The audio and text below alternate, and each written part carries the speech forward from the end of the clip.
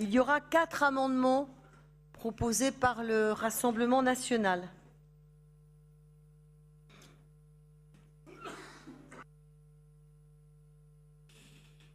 Bien, transport mobilité, on en a déjà parlé quelque peu. Toute la difficulté en la matière, c'est de faire converger un temps long, qui est celui des investissements, avec le temps court, qui est celui de l'attente de nos concitoyens. Dans un monde où, effectivement, on n'offre pas les mêmes chances de pouvoir se déplacer. Les services de mobilité sont performants pour les uns et il n'y a rien ou peu pour d'autres, selon les lieux d'habitation, en secteur urbanisé ou en habitat diffus, en quartier enclavé ou en cœur de ville dense, en zone de plaine ou en zone de montagne, selon aussi les vicissitudes de la vie, le chômage, la maladie, la mobilité réduite, le handicap. Et si nous n'y prenons garde, nous risquons de vivre une double fracture qui est en train de s'installer. Une fracture géographique d'un côté, une fracture sociale de l'autre. Et il faudrait, c'est notre souhait, que la mobilité partout et pour tous puisse devenir l'accessible étoile. La mobilité, on l'a dit dès le début de ce mandat, c'est le bon moyen de transport, au bon endroit, au bon moment, à un coût soutenable par la collectivité, ça a été abordé ce matin, et à un prix accessible par nos concitoyens, notamment les plus fragiles. Car la mobilité, c'est la liberté de vivre, de se former, de travailler, de se divertir, en un mot, de faire société.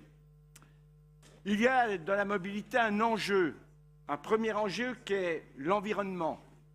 C'est 30% des émissions de gaz à effet de serre, 40% du CO2, et je ne parle pas des effets de la pollution sur la santé. C'est aussi un enjeu industriel.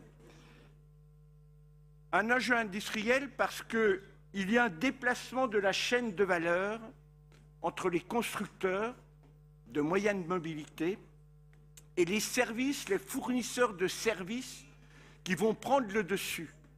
C'est-à-dire que ce soit pour le train, où la concurrence et les trains de qualité arrivent dans beaucoup d'hémisphères du monde et de pays du monde, de continents, que ce soit aussi pour le car, où on voit le développement très important des cars électriques en Chine notamment, et qui se développent et commencent d'arriver en France, et on va en avoir quelques exemples sur notre territoire. C'est aussi les mobilités, on l'a abordé ce matin, un enjeu de finances publiques. Je donne un chiffre national. Actuellement, les mobilités représentent, tout confondu, 45 milliards de dépenses publiques en France. Et contrairement à ce que l'on croit, et ça serait bien qu'Alain Joyandet entende,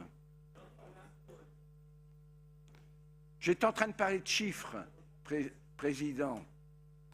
Je disais que les mobilités, le transport en France, c'est un coût de 45 milliards en dépenses publiques.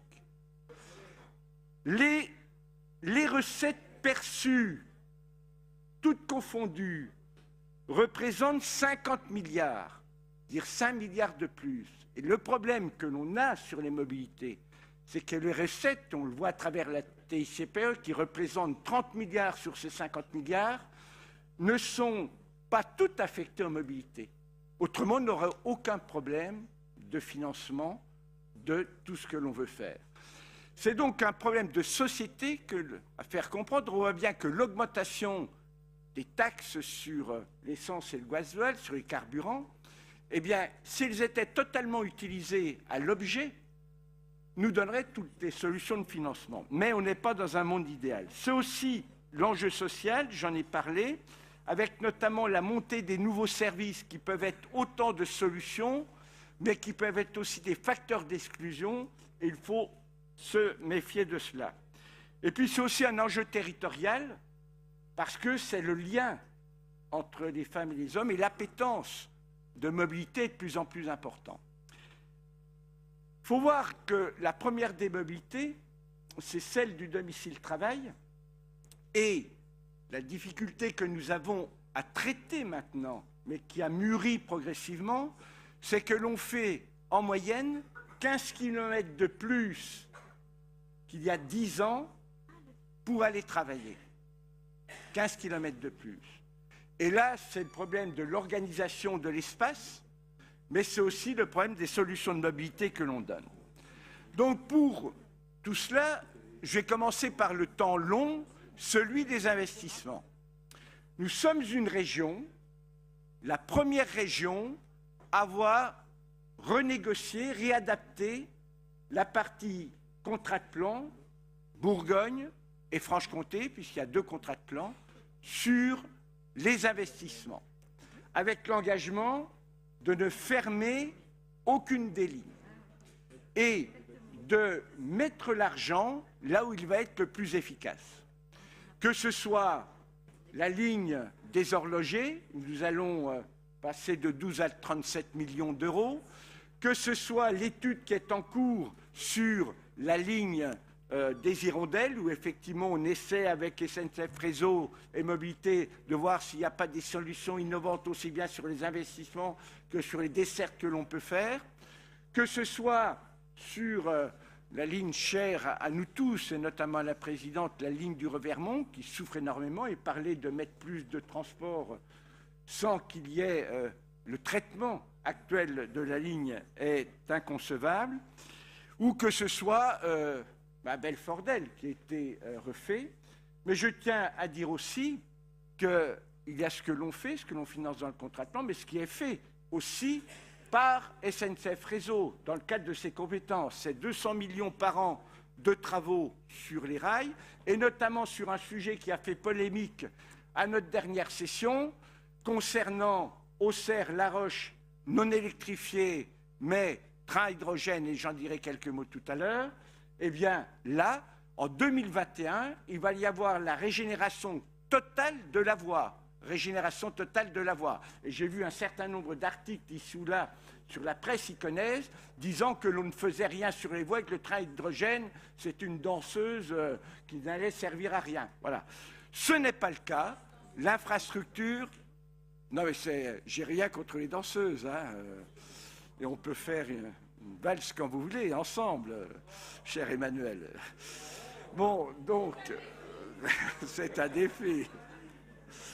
Donc, nous sommes là vraiment dans un travail en profondeur qui se fait. Je n'oublie pas le fret qui est étudié, et notamment sur l'étoile de Paré, la dernière branche va être retravaillée, ou que ce soit sur l'étoile de Grès, où il y a des travaux d'études actuellement pour voir le plus efficace, mais ces travaux doivent être faits en lien avec les chargeurs, avec des engagements des chargeurs sur le moyen et le long terme, parce que vous investissez sur 40-50 ans. L'autre élément que l'on a, c'est sur la route. Le plus emblématique, c'est la RCEA, mais vous avez vu qu'elle a été confortée dans le contrat de plan un certain nombre d'autres éléments qui se trouvent dans le texte, je ne vais pas revenir dessus. C'est aussi, dans les investissements, l'ensemble des mobilités qui doit être favorisé, notamment les gares étant le nœud d'intermodalité les plus performants, puisqu'on peut arriver par tous les moyens de déplacement et de transport. Donc, les vélos sécurisés dans les gares pour permettre d'avoir cette intermodalité qui va continuer de se développer. C'est aussi, on en a parlé, Valérie en a parlé tout à l'heure, le programme d'ADAP, dans le contrat de plan, nous sommes passés à 37 millions, nous avons doublé le montant consacré aux ADAP, parce que si on ne le faisait pas, il y avait un retard colossal qui pouvait se faire, et nous étions en retard. Donc on sait se corriger. On préfère se corriger qu'être corrigé. Sur le programme d'investissement aussi, c'est la maintenance sur le matériel roulant.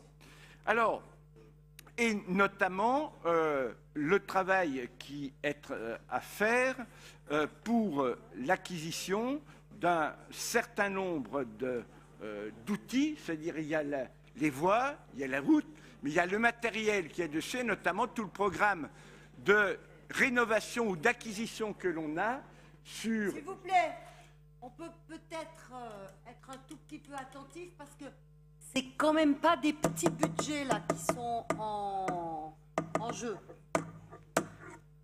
Donc vous direz, il n'y a pas de différence entre un petit budget et un gros budget normalement. Mais néanmoins, on s'arrête dans 1h30. Ça, c'est vous qui le dites. Ah merci.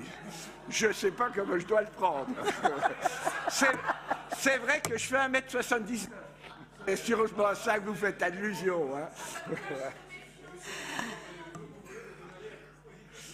Je vous en remercie. S'il vous plaît. Donc j'étais en train de dire, parce que je réponds un peu à... Comme ça concentrera. Je vois, il y a un amendement qui vise à dire on peut supprimer des investissements dans le matériel roulant. Bon, on a conforté pour la partie remplacement ex-Franc-Comtois, hein, où il y avait un engagement et on a continué, on a remis des trains pour faire. Quand on a la desserte Paris-Dijon-Lyon qui est fait avec du matériel qui approche les 50 ans, il faut quand même se poser la question de son remplacement, avoir un matériel adéquat. Si nous ne l'avons pas fait avant, c'est parce que le matériel que l'on commande là n'existait pas avant. Et il faut bien voir que sur une exploitation, faire un mixte d'ancien et de nouveau matériel, c'est très coûteux et c'est quasiment impossible à faire. Donc il faut s'en préoccuper, le faire, c'est ce que nous faisons. Et nous aurons à faire pour le nord de Lyon la même démarche sur l'année 2019, on va travailler dans ce sens. Le matériel roulant, c'est aussi se préoccuper de l'avenir. Et là, le train hydrogène a toute sa place. Je le redis, ce n'est pas une fantaisie. Un jour, l'usage du diesel sera interdit aussi pour le train. La Suisse l'interdit au début des années 2020. Ça va venir. Donc, imaginez dans une voie non électrifiée, quand vous savez que l'électrification coûte aussi cher que refaire totalement les voies, ce que cela représente. Un train à hydrogène actuellement, le coût estimé, c'est 30% de plus qu'un train bimode diesel électrique. Et là, c'est hydrogène électrique. Hein, voilà, on change simplement la deuxième motorisation.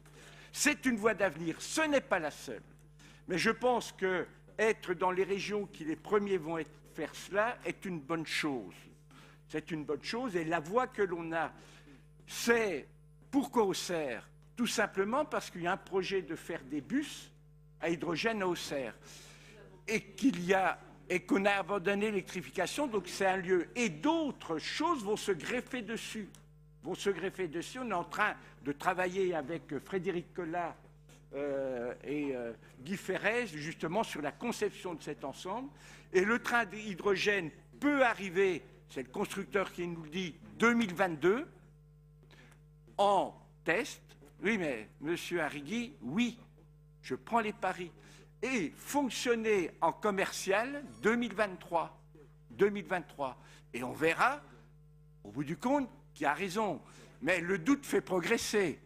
Voilà, donc doutez, vous progressez. Donc, on est sur ce point-là, sur quelque chose qui nous semble essentiel. Ensuite, le deuxième aspect, quand on a tous ces systèmes de mobilité, alors Belfort-Delge, j'y reviendrai tout spécifiquement, puisqu'il y a un rapport spécifique demain, donc je passe dessus, mais je voudrais maintenant parler... Quand je parlais du soft tout à l'heure, on est vraiment au cœur de la problématique. C'est-à-dire nous avons jusqu'à présent conçu les moyens de transport comme autant de moyens additionnés les uns aux autres et en disant ça va bien fonctionner. L'avenir n'est pas cela. L'avenir est à l'intégration de toutes les solutions de transport les unes à côté des autres et faire en sorte que l'on ait des systèmes permis par les nouvelles technologies pour que l'offre de tout l'ensemble des mobilités puisse être mises en place et accessibles de façon très simple. Les nouvelles technologies nous le permettent et c'est notre ambition. C'est-à-dire que nous voulons que ce qui se fait dans les agglos les plus progressistes en la matière, où vous avez en temps réel tous les moyens de transport articulés les uns aux autres, vous permettant, quand il y a un problème sur l'un, de passer à un autre mode de transport, donnant cette information, pouvoir avoir la délivrance d'un titre de transport en un seul clic de toute la chaîne de transport, pour avoir la validation aussi en automatique. C'est ce qu'on appelle le système MaaS, c'est-à-dire la mobilité comme un service, Mobility as a Service. C'est cela que l'on veut faire. Et c'est la première région de France à avoir cette ambition. La première région de France à avoir cette ambition. Ce n'est pas une ambition lointaine parce qu'on ne part pas de rien. On part de ce qui avait été fait avec Mobigo sur un calculateur d'itinéraire qui prenait à la fois la marche à pied, le vélo, la voiture partagée en autovoiturage ou en autopartage ou en covoiturage, les systèmes organisés que sont le train, le car, le bus, le tram en coopération avec l'ensemble des agglos. On y rajoutera naturellement les plateformes aéroportuaires parce que je crois qu'il y aura un développement dans le temps du taxi-avion qui va se développer, des petits avions moins consommateurs d'énergie qui permettront du cabotage beaucoup plus facile. Il faut se mettre dans cette perspective. Et ce qu'il faut avoir dans toutes les démarches de mobilité maintenant, c'est de concevoir la mobilité en se mettant à la place du voyageur, soit du voyageur actuel, soit du voyageur potentiel. Et en ayant une démarche de politique commerciale vis-à-vis d'eux. Cette démarche, cela veut dire qu'on a des libertés tarifaires qui nous sont données dans nos compétences, sur le train, sur le car. Ce sont des produits qu'il faut proposer. Et je n'ai jamais vu mettre en place sur le marché des produits sans qu'il y ait une politique d'information et de communication derrière, ce qui justifie la partie communication que l'on met, dont je vous ai parlé ce matin. Ensuite, je voudrais vous dire que le risque, c'est justement que par ces nouvelles technologies, on a une partie de la population qui en soit pas dedans, qui soit en dehors. Et cela, c'est important d'avoir la partie inclusion. Avoir la partie inclusion, c'est-à-dire qu'on doublonne tous ces systèmes automatisés par des systèmes par téléphone où on a toute l'information en direct. Et en parallèle de Mobigo, qui va être développé, je vais donner le cadencement, on a le numéro Mobigo que je vous demande de noter, ça peut vous servir, 03 91 29 29, qui est un numéro qui permet d'avoir tous ces services par un coup de fil. Et au 1er janvier prochain, dans quelques jours, une première en France, vous téléphonez à ce numéro, vous avez distribué gratuitement par la poste dans les 48 heures votre titre de transport. C'est un service qui est apporté pour supprimer de la mobilité forcée et que nous sommes la première région de France à le mettre en place. Tu répètes le numéro parce que je suis pas sûre. 03 91 29 29. 03 91 29 29. Répétez avec moi. Tester, hein. 03 à partir du 1er janvier. Quel jour ? 1er janvier. Non, disons, faites le réveillon le lendemain. Et vous demandez Julie, voilà. Non, je ne sais pas son nom, il y a une quinzaine d'opératrices qui sont là. Donc, je voulais le dire parce que c'est quand même un sujet important. Il faut à la fois permettre la modernité, l'instantanéité, la facilité du transport qui doit être donné, mais d'un autre côté, se préoccuper de tous ceux qui peuvent être exclus de cela. Et c'est quelque chose d'essentiel de faire avancer les deux d'un même pas. Enfin, j'en terminerai parce que ça, la présidente vous a annoncé quelques points que nous allons travailler pour ce qui est du covoiturage organisé, et je rajoute conventionné. Parce que le covoiturage de courte distance, si le marché avait pu y répondre, ça se saurait déjà. Autant le covoiturage de longue distance peut fonctionner, et il y a un équilibre financier, un modèle économique qui existe. Sur la courte distance, personne n'a encore pu le faire. Et moi j'estime que le covoiturage de courte distance dont on a besoin, c'est les kilomètres manquants, voilà, il ne peut se faire qu'en étant conçu comme un covoiturage conventionné au même titre que les autres moyens de transport. C'est ce que le Mobigo va nous permettre de faire de façon progressive. Et l'idée est de permettre, justement par expérience, sur une partie des territoires, à partir du début de l'année prochaine, je proposerai qu'il y ait un territoire volontaire par département pour ce faire, que l'on puisse donc faire une pré-industrialisation de cela à partir du deuxième trimestre de l'année 2019, et qu'il y ait progressivement, à partir de la fin de l'année prochaine, de 2019, une industrialisation du processus. Ce que je veux dire par là, c'est qu'il n'est pas question de le faire de façon... ce n'est pas le coup de baguette magique qui va permettre de couvrir tout de suite tout le territoire. Il faut le faire progressivement, il faut le faire intelligemment, il faut le faire avec les territoires volontaires parce que la région ne peut rien faire toute seule. Cela ne peut être fait que s'il y a un travail de proximité réalisé avec les intercos, enfin je préfère dire le bloc communal parce que parfois ça peut être des PETR, ça peut être d'autres structures, avec le bloc communal qui, avec la proximité, peut faire l'analyse des besoins beaucoup plus facilement et comparer les besoins avec les solutions que l'on a et trouver ensemble des solutions qui d'un territoire à l'autre seront totalement différentes. C'est ça le pari que l'on... Et je pense qu'il faut intégrer aussi les départements dedans, pour deux raisons.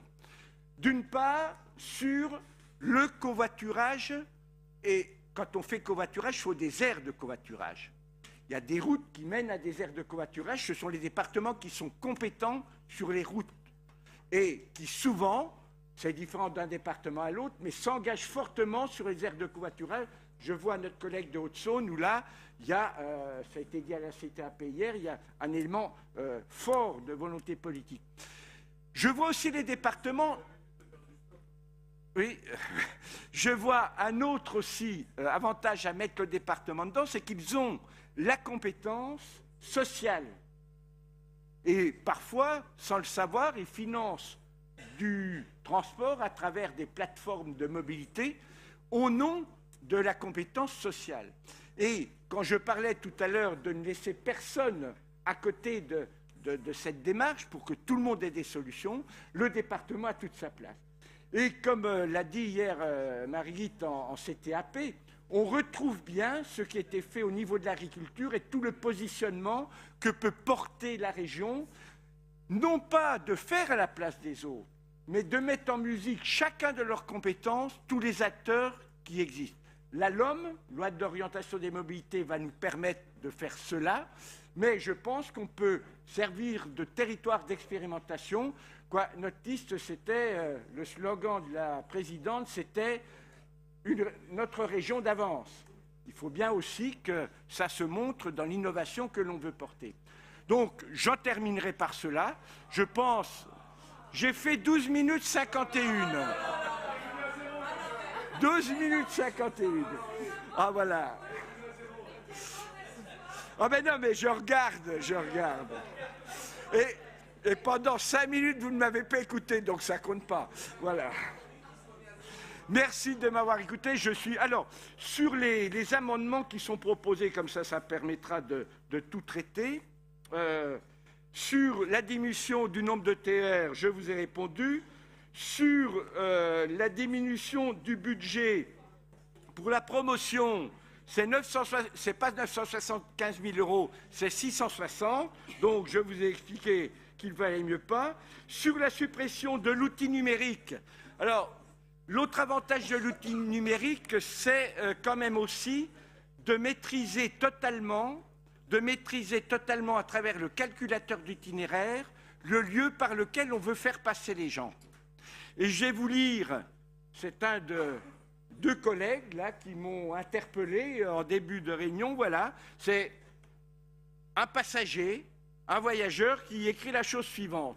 Recherchant un horaire de train sur le site de la SNCF pour aller de Vesoul à Paris. Ça localise un peu. Excepté les trains directs pour la gare de l'Est. La Joyandais ? C'est à la Joyandais.